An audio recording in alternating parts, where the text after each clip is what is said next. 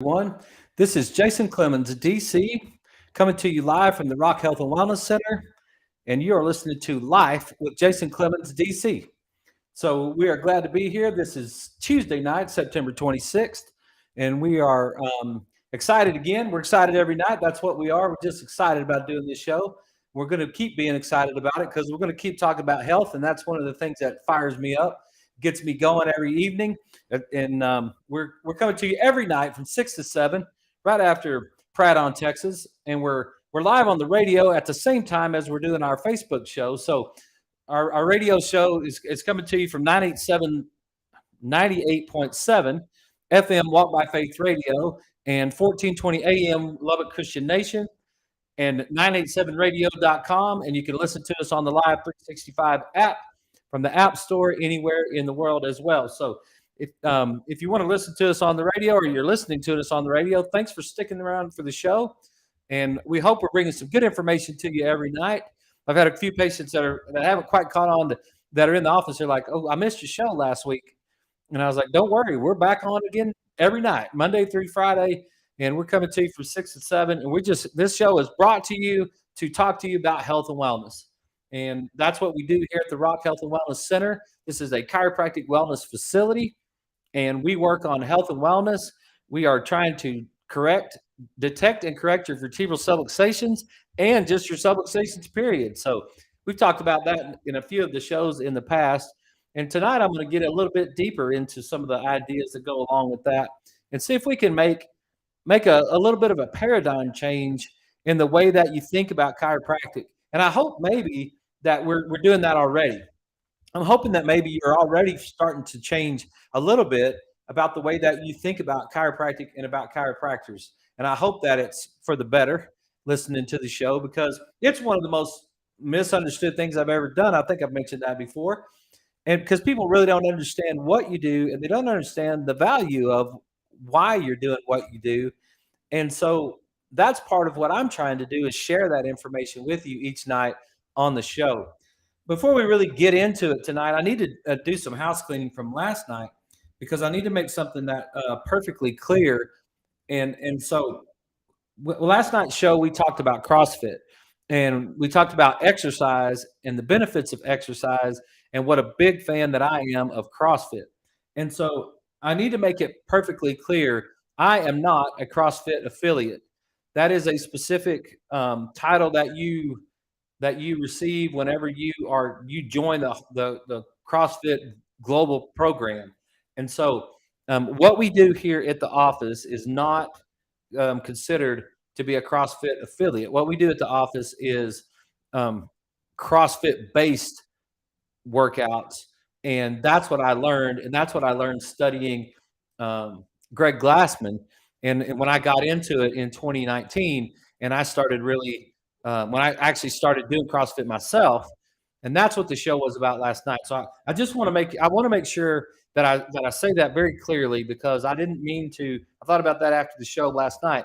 I didn't mean to imply, and it sure seemed like I did, but I did not mean to imply that we are a CrossFit affiliate and that we are this would be considered a CrossFit gym that we have. It's just CrossFit style work based on the science behind it. And it's all open source. You can get all of it on the internet. None of the stuff that I said is any sort of trade secret or anything that goes along with that. And so I just wanted to make that clear. I am a level 1 certified CrossFit trainer. I did go through that program to learn that information back in 2020 when we started teaching in our office. I'm also have a bachelor's degree in exercise and sports science and a master's degree in sports administration, and was a college football coach, Division I college football coach for 6 years, and was in athletics for the first 29 years of my life. So I have a doctorate degree in chiropractic as well. So I do have some education, and I do have some background in athletics, and I do have some background in coaching. And so, but I am not a CrossFit certified.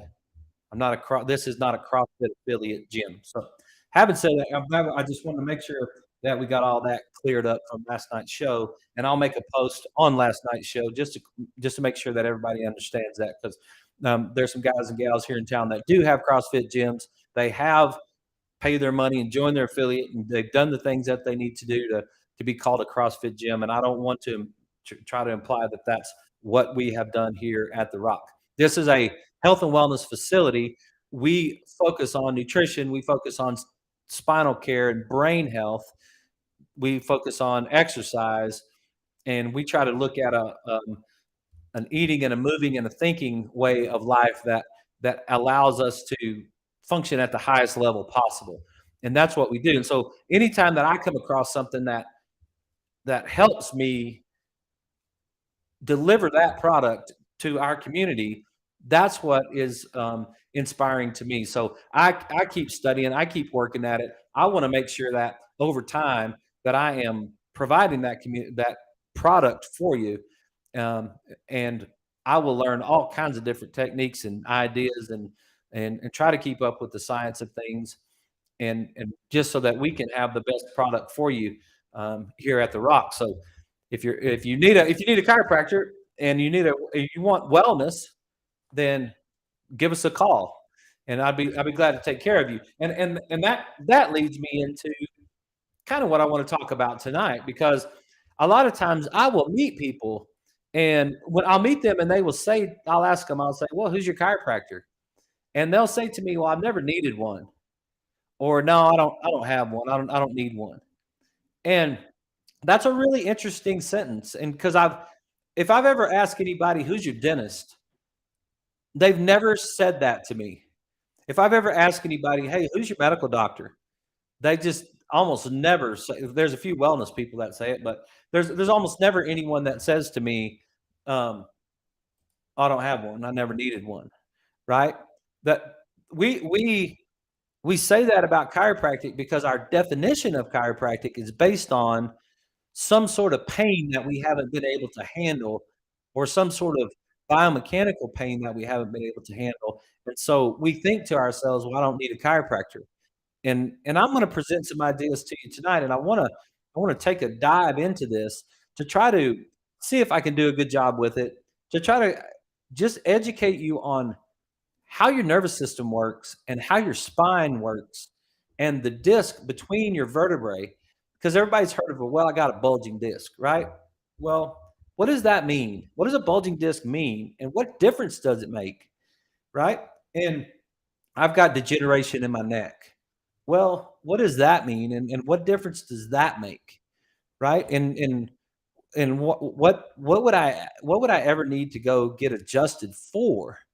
Right? So there's some ideas, because it fits into the spinal adjustment fits into all three phases of eating well, thinking well, and moving well, right? And that's all three of those phases. And I think that's a copyrighted term: eat well, move well, think well. It's by Dr. James Chestnut. He's a chiropractor, and he's an awesome dude. And he's got the wellness practice or something like that. He's got a great program. So I'm not trying to steal his copyright. I do want to give him credit for that. But what we try to do in the office is we try to make sure that you're eating well, moving well, thinking well. And so what does your spine have to do with those three things? What difference does it make if your spine is moving or your spine is not moving when it has to do with those three things? And tonight, what I want to talk about is a combination of all three of them, but I want to get deeper into the idea of the movement aspect, because a lot of times what we talk about on the show, or we have talked about on the show so far, is exercise when it comes to movement.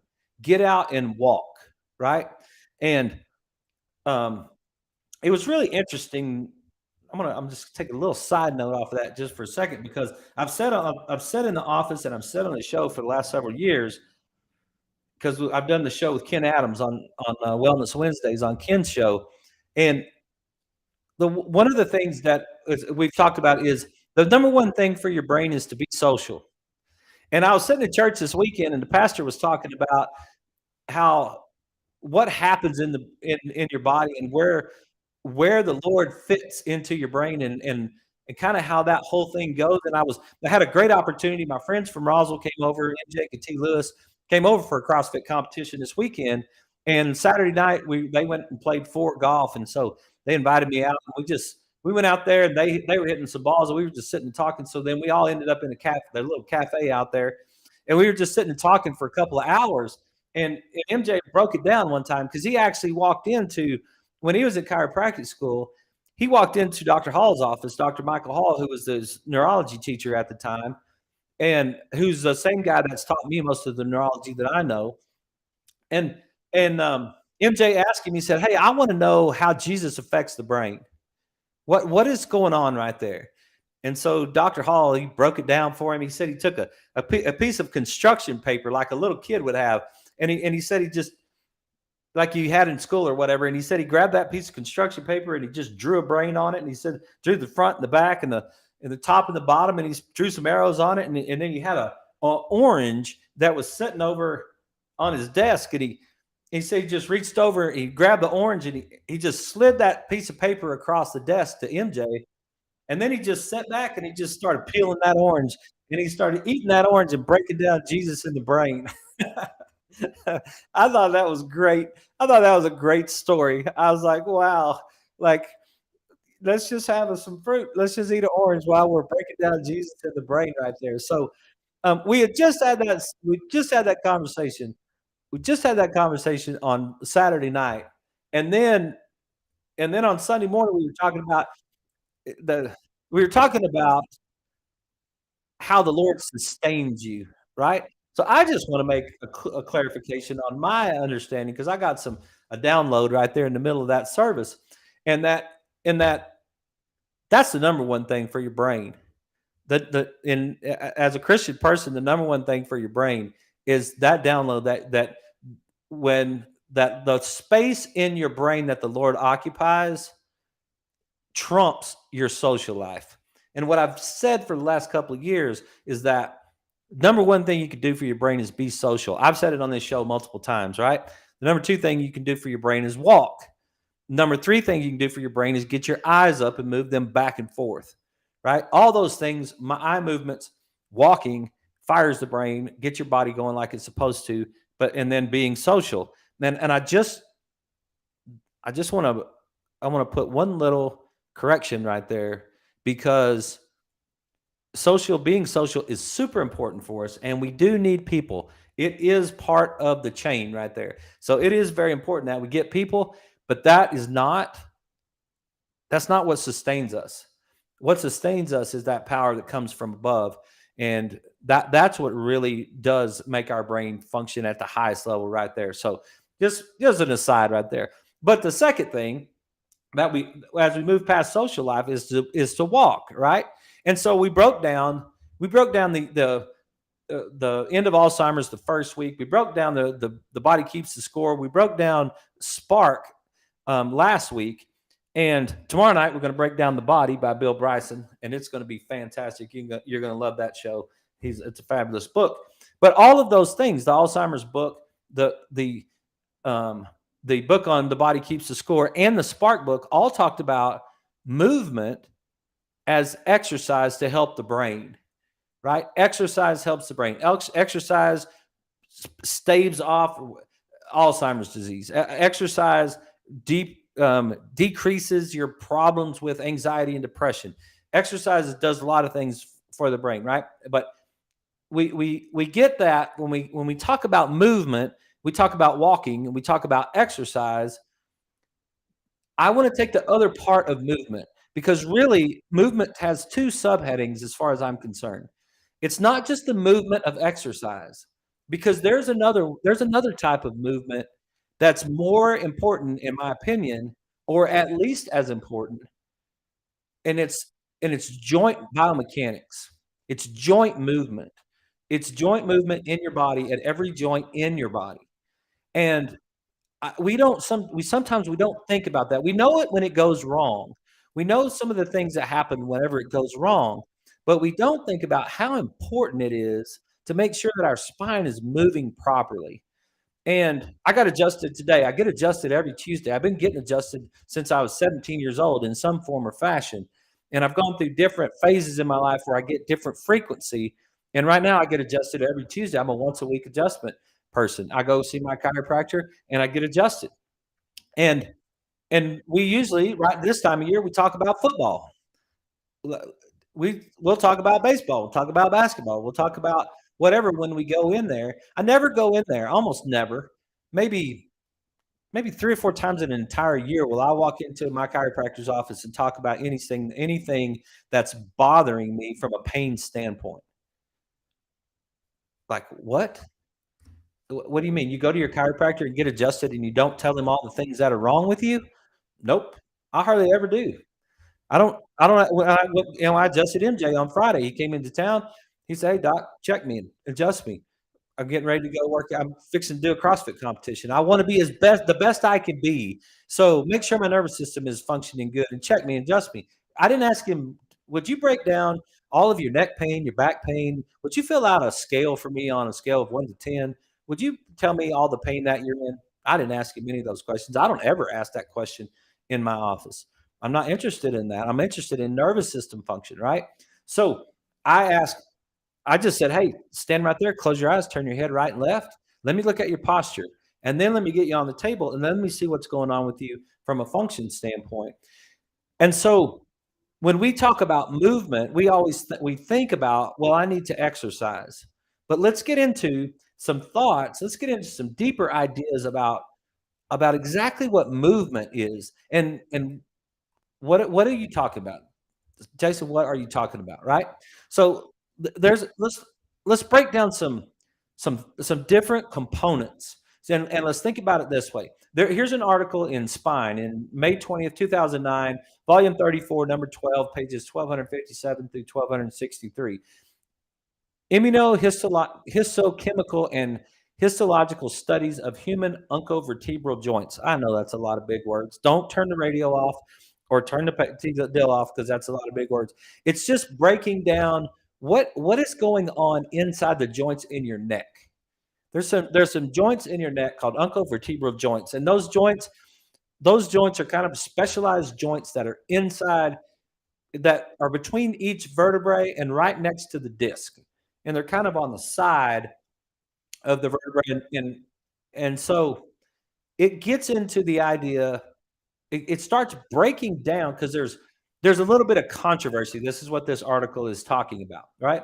And this is really cool because this was broken down, and the authors are from the School of Allied Health Sciences, Texas Tech University Health Science Center, and that's so awesome. I didn't have any idea that I was reading a Texas Tech article, but I'm reading a Texas Tech article that was published in Spine in May 2009, and there's a controversy with regard to the anatomic and histological makeup of this particular joint.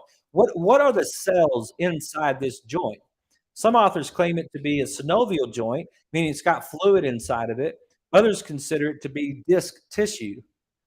In his original findings, von Luschke suggested, this was the guy, Herbert von Luschke, in 1858 that actually discovered this joint. He suggested that this uncinate process had a joint cavity and was lined with synovial membrane that secreted synovial fluid. So it's actually fluid in the joint, right? So they went through and they broke down the joint. They broke down exactly what was going on in this particular joint. And the joint, one of the things that they point out in the study is that chondrocytes and synoviocytes were identified at the capsular tissue of each of these joints. Okay, I know those are big words, and I know you don't understand necessarily what they mean, but there are cells inside the disc. Okay, there's cells inside the disc that keep the disc healthy, that build the matrix of the disc, that make sure that the disc is functioning the way that it's supposed to, that it's inside the disc itself, right? So we have cells, just like you have cells in your liver, just like you have cells in your heart, just like you have muscle cells, just like you have brain cells, right? Well, you also have chondrocytes and synoviocytes. You've got these little cells in the disc, and that keep that disc functioning, not functioning. They keep the matrix alive inside the disc. Okay, reactivity indicates the uncinate capsules also had the presence of both somatic and autonomic nerve fibers. Okay, let's break that down for a second. Your somatic nervous system is the part of your nervous system that basically it's brain to muscle. It's brain. It's kind of a thought process. I'm going to contract my fist and make a fist. I'm going to contract my muscle. It's just kind of an all or nothing. Boom, hit somatic part of your nervous system. Okay, that's what the name of that part of your nervous system is. But there's another part that's also your autonomic nerve fibers, and that's what we talked about before when we talked about your sympathetic and your parasympathetic nervous system, right? So the point of what I'm trying to say with this is that inside the disc, inside the disc that holds your vertebrae apart, that's a major part of your entire spine, right? Remember what we said, man, I got a bulging disc. Who cares, right? Who cares that you have a bulging disc? Well, it hurts. That's why I care. Well, it's it's got somatic nerve fibers and it's got autonomic nerve fibers, so it's doing more than just hurting, right? It's actually affecting the way that your autonomic nervous system works. So the uncinate capsules are also innervated with these are it's a long term post-ganglionic sympathetic efferents. So whenever you have information going from the brain to the body, when your brain wants to send a signal to your body, that's called an efferent nerve, and it starts with an E. When your body wants to send a signal to your brain, that's called an afferent nerve. And so it's just a name, right? It's just a name, but it's the way that your nervous system communicates with itself. So you touch something, you touch a hot stove or just let's not go that far because you get a reflex involved. Let's just put your hands on the desk or put your hands on your lap, right? You can feel your hands on your lap. Well, when you feel your hands on your lap, that is those are the receptors in your fingertips that are firing into your brain, and we call that an afferent nerve. Okay. Then, if you want to move your hand on your lap or on the desk, if you want to move your hand, your brain is going to send an efferent pathway. It's going to send a signal from your brain down into your body so that your hand can move if you want to move your hand on your lap, right? Okay, these joints that are in your neck, the uncinate capsules are also innervated with postganglionic. That just means they're outside of a cell body. It's just a pathway of how it works. Postganglionic sympathetic efferents, sympathetic nervous system, your fight or flight response, the joints in your neck are innervated with nerves that are related to your fight or flight response. Okay? Are you following me with that? I hope you are. If you have a question, you can send me a question on Facebook. You can send me a text at our text line, 806-794-0400. Be glad to answer you these questions. And so these capsules and synovial tissue nerve fibers lead to pain perception and reflexive responses associated with synovial pathology. Important, because it's saying that you can perceive pain, but it's also going to get into the possibility of affecting how your sympathetic and your parasympathetic nervous system work. Okay. Staining, the immunohistological staining in this study found noradrenergic sympathetic postganglionic nerve fibers. The sympathetic nervous system innervates and causes non-segmental spinal pain patterns. That's just the whole point of the article. And what I'm really trying to explain to you is that the disc in your spine are innervated by your nervous system, by your sympathetic nervous system, your parasympathetic nervous system, your autonomics are related to what's going on in your spine. The bones and the disc have an effect on how your body functions. So that's just a it's just a very interesting concept because degenerative changes in these joints may translate into bone spurs that can compress adjacent cervical segments, segmental nerves as they course through the intervertebral foramen, or may cause cervical myelopathy, which means you've got muscle function that's not functioning properly, right? Due to the close proximity of these uncinate processes, the vertebral artery degenerative changes in the uncovertebral joints have been clinically related to vertebral artery compression. Looks like we're up against a break here in just a second, but I want to finish this thought.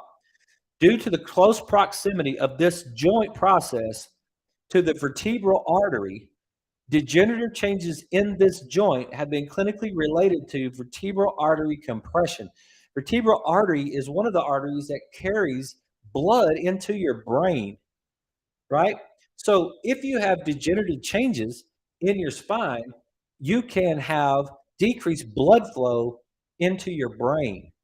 And you may not feel these degenerative changes. You may not even know that you're having these degenerative changes, but these degenerative changes are actually causing your brain to function differently. When we get back from the break, we were going to continue with this thought.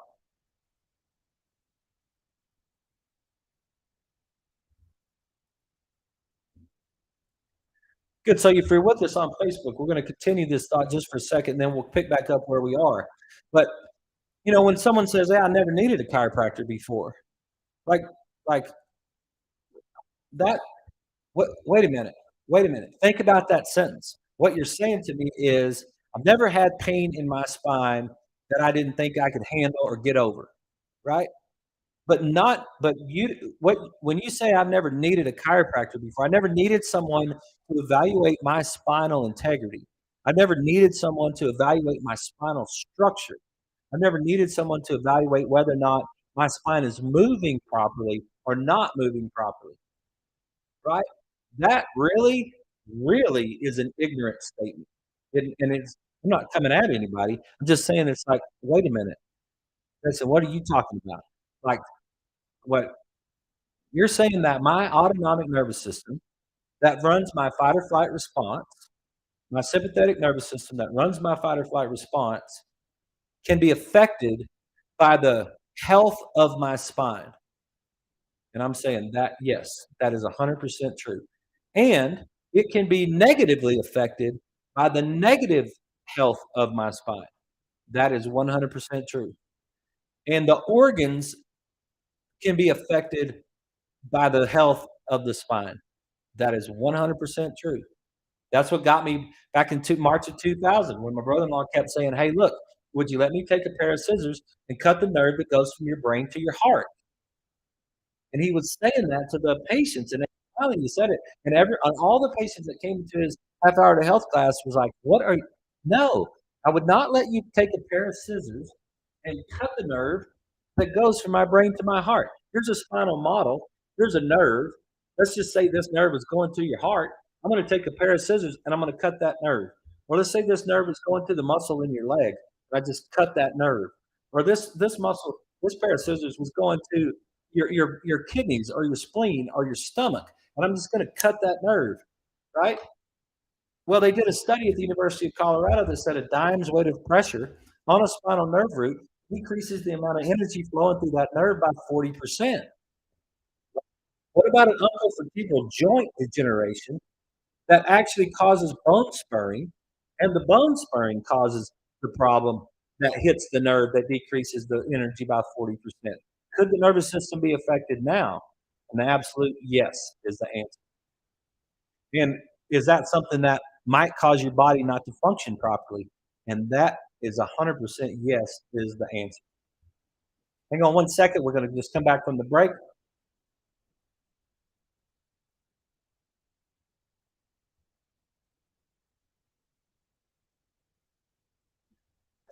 Hey, everybody, we're back. You're listening to Life with Jason Clemmons, DC, and we're breaking down spinal movement and how it affects overall movement and how it affects your nervous system. And so when we say, hey, you got to eat well, move well, and think well, as Dr. Chestnut says, we need to make sure that hey, that we're moving well, but moving well doesn't mean just going for a walk or going for a run or exercising. Moving well means, are my joints moving properly? It, is my spine moving properly? That's the thing that I want to know is that what's going on with us, right? So whenever we're talking about that, I wanted to go through some of those.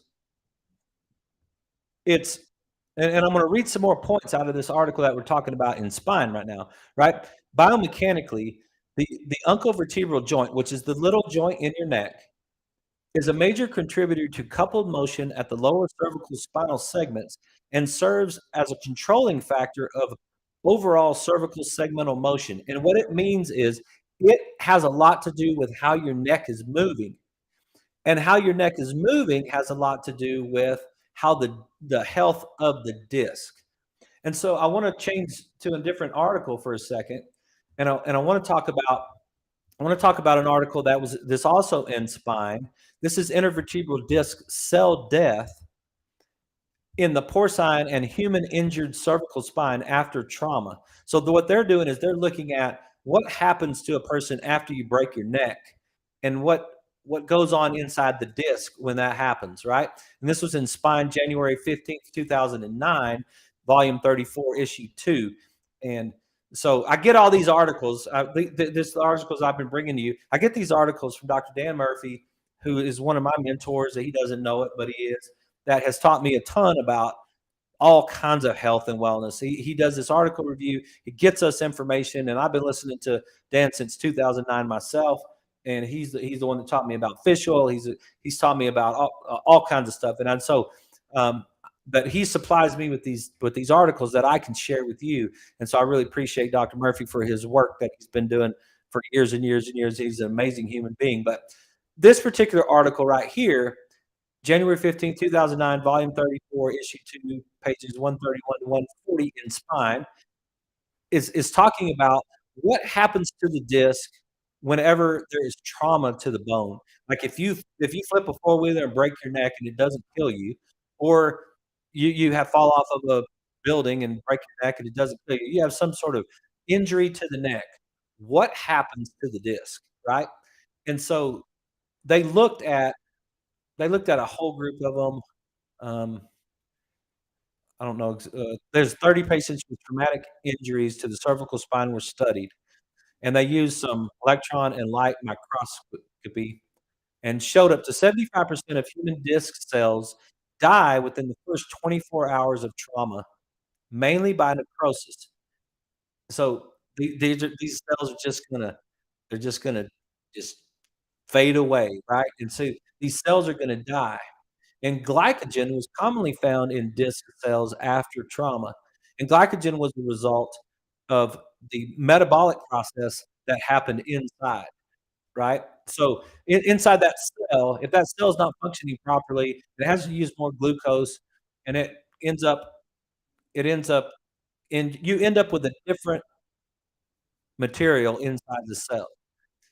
And the point I'm trying to make is that when you injure the spine, the disc itself dies, right? And now you get a problem right there. And the first thing that happens in the process of it is that it becomes ischemic. So ischemic means without blood supply. So when something loses blood supply, it just immediately starts to die because the blood supply, number 1, carries the oxygen, right? So if you lose blood supply to something, you're smothering that thing. So it doesn't have any oxygen. It also has all kinds of the nutrients are in your blood, right? So you're not getting any of the nutrients to that part of the body. And so in this article, and it talks about the reasons that the disc die. In necrosis, the death of the cell begins in its membrane, leading to swelling and eventual rupture of the cell, and then on to an inflammatory reaction, right? So this disc it's gonna die, right? And it's gonna die because it lost its blood supply and it doesn't have any oxygen, it doesn't have any nutrients. The cells are just gonna go into what's called apoptosis or programmed cell death, and it's just gonna dwindle away to nothing. And one of the things that I really like to do personally is I like to take these extreme ends and learn from these extreme ends, but I like to bring them back to the middle, right? Everybody can see things when they're happening on the extreme. It's not that difficult to see it. If you see somebody in a wheelchair, you know that they've had some major issues that they're dealing with, right?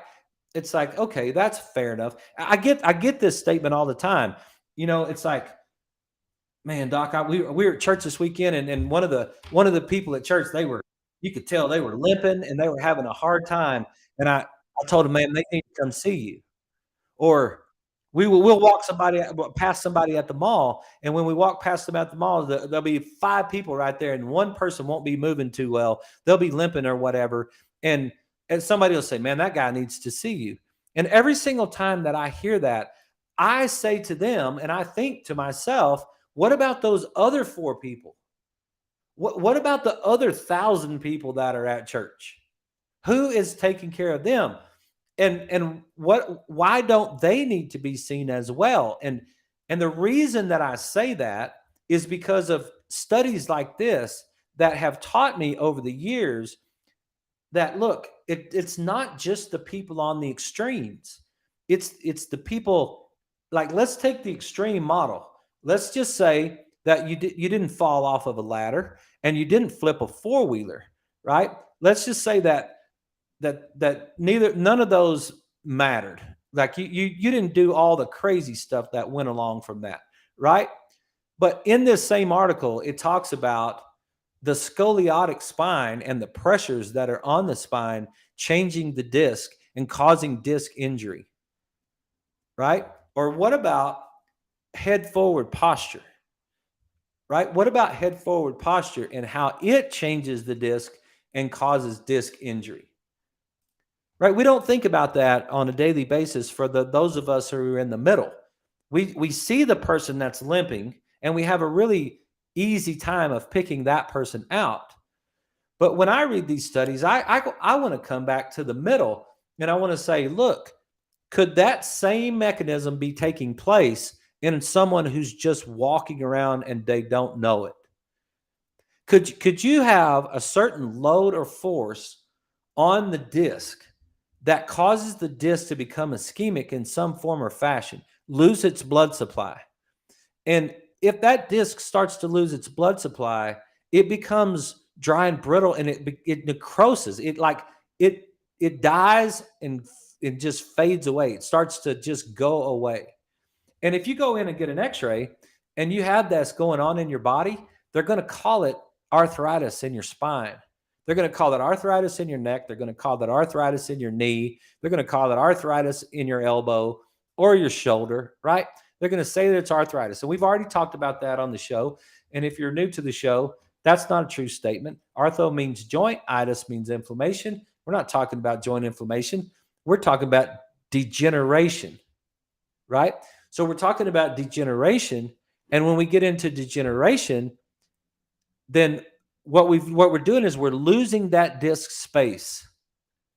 And when we lose that disc space, it's really hard to get it back. And it causes all kinds of problems because those discs are innervated by the nervous system. The discs are innervated by the nervous system. The joints around the disc are innervated by the nervous system.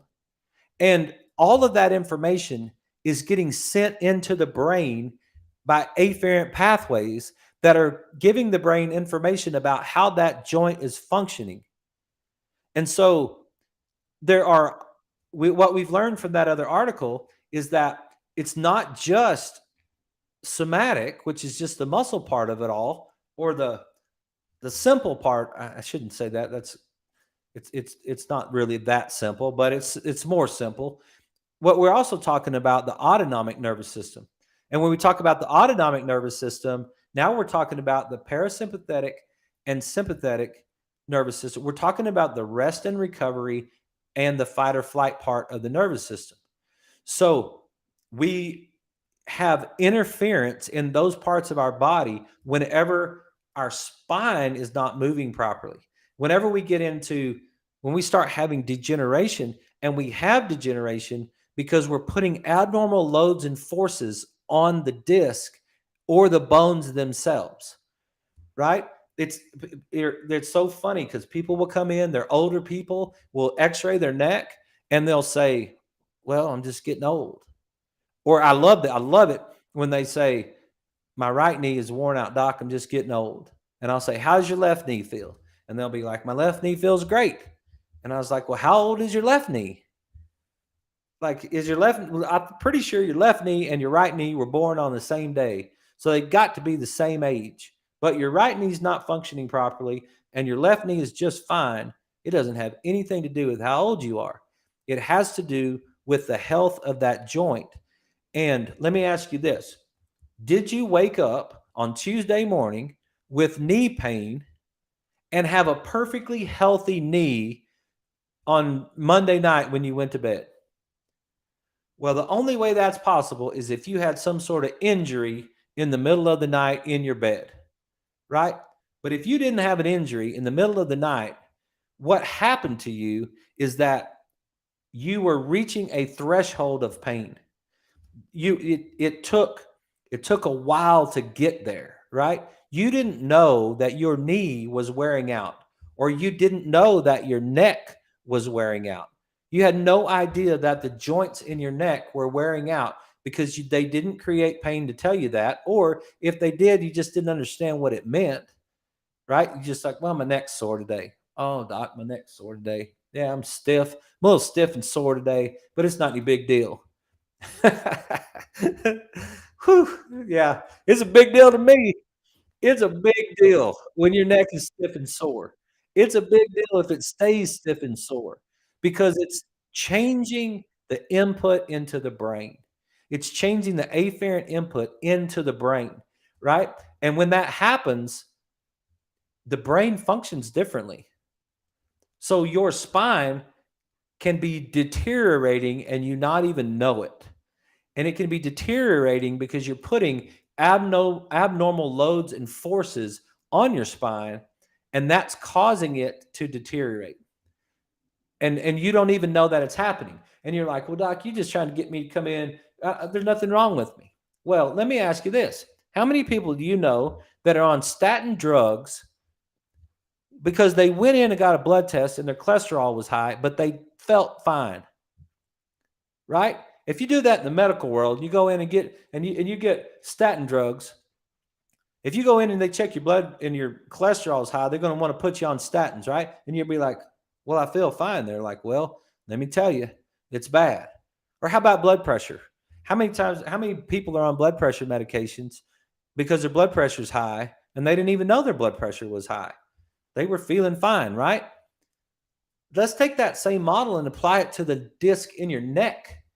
Like what would that do? How does that affect the way that your nervous system is functioning, and how would that actually work, right? Because let's read this article right here. This is a cool one. This was in Cephalgia, the journal Cephalgia. Don't even know that. February 2002, volume 22, page 15,022. Occipital headache stemming from lateral C1, C2 joint. Okay. Occipital headaches. How many of you get this headache that's right back here at the base of your skull that comes around to your eyeball, right? It's right back here in the back and it comes around to your eyeball and it makes you almost want to close your eyeball because it hurts so bad, right? We've had that before. So let me move this. Yeah. So this occipital headache that happens, your occiput is right back here, right? So in this article, it breaks down a whole group of 34 patients investigated, and it talks about different levels. I'm just going to get to the point down here. In the study of the 34 patients with occipital or related pain underwent some joint blocks, blah, blah, blah, goes in there.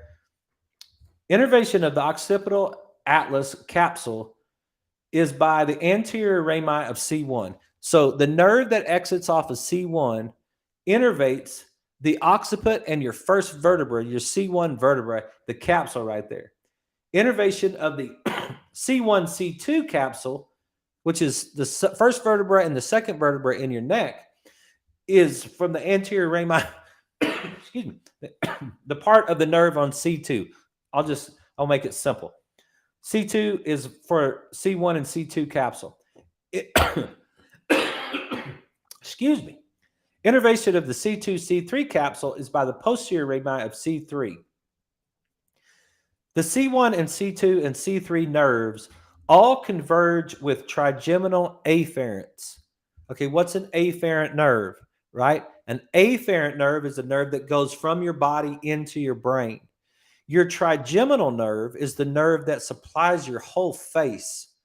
It comes out here, and you've got 3 divisions of that trigeminal nerve, and you can kind of put those up on your face. It goes into your forehead, comes into like right on your cheekbone right there, and then comes down at the bottom of your face on your mandible.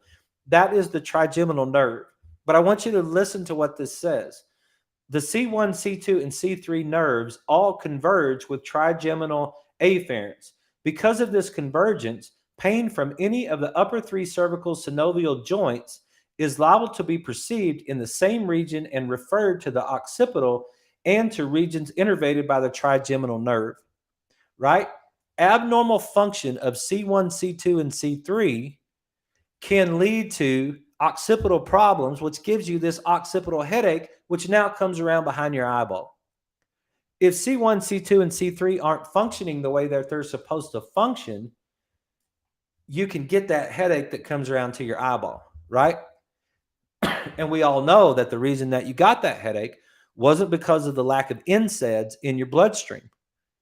That was one of those sentences, right? Jason, I didn't get a headache because of the lack of Tylenol in my bloodstream.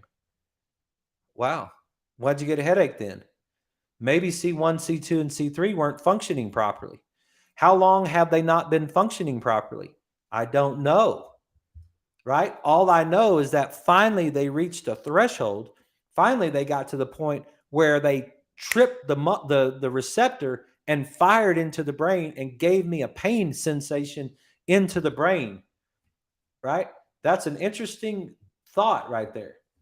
So you can have abnormal function. You can have abnormal function of C1, C2, and C3, and they can catch a ride with that trigeminal nerve into the brain, and they can cause you to have an occipital headache, or they can cause you to have pain in your face, or different things like that that might cause you, that can have different problems right there.